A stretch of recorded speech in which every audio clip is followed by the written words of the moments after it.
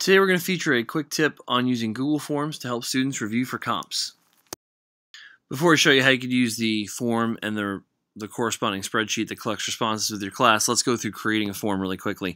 Once you're logged into your Drive, you're going to choose the Create button in the top left, and you're going to go to Form. And Google Forms work the way all other Google documents work. They are automatically saved to your Drive. They are accessible from any internet-enabled device. They are shareable, and all the stuff that you know about Google Docs and Google Sheets and Google Slides. All that applies to Google Forms as well. We can give our form a title up here or down here, and it'll change in both places. Let's call this Comprehensive Review. Right? And when I click OK, I have my sheet now, my form, excuse me. I can change the theme of it. There's a lot of different ways that you can make this look. I can preview that by clicking on these here, and you can see what they look like.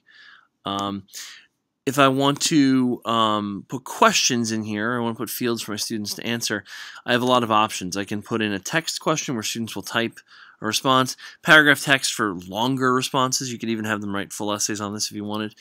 Multiple choice is pretty self-explanatory. If you have questions that have more than one correct answer, checkboxes would be appropriate, and you can see the rest of these. You can make something required, which means that the student would not be able to submit the form until all the required questions were complete. It's a good way of making sure that you have the information you absolutely need. You can also include optional questions, and if you don't have this checkbox selected, then the student actually can leave it blank. So maybe some stuff is mandatory, some stuff is optional. You can sort of blend it and see what you want to do.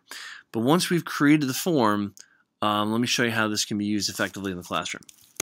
Here I am on my English class website, and you can see, amongst other things, it says here, submit information for your grammar term, submit information for your literary term, submit information for your literary selection. I'll just choose the grammar term. When I'm doing a chapter in grammar, I will break up the terms associated with the chapter, assign them to individual students, and I'll have them complete these forms. And then I will share the results with everybody so that they have it for review.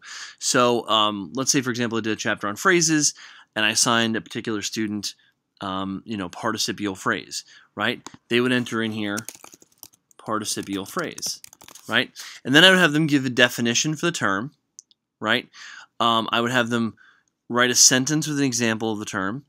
I would have them explain that example to me, and then I'd have them go through that process for the second example and the second explanation. They'd click submit, right? Imagine again, I have a chapter with say 25, 30 terms, and I've broken this up amongst the class, right? When they all submit their terms, here's what it looks like.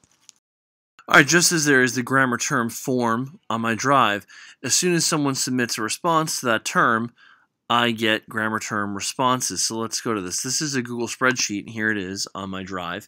And you can see, here are the responses I've gotten from my students. Now, I started using this in September, so you can see the first entry is dated September 17th. And then as we go on through the year, you can see I have a lot more responses that go on, right? I have the fields spread out here as my column headings. So there's the term, there's the definition of the term, here are the example sentences and the explanations. And I have all of this now that I've done throughout the course of the year. This would be a great resource for my students to use in studying. I can now go and share this with my whole class. I can say that I want this to be a public document on the web, and I can give students the link to it. And then I can put this on my website, or I can send this out to my students however I want. And now all the work that they've done through the course of the year defining these terms is part of their review for the comp.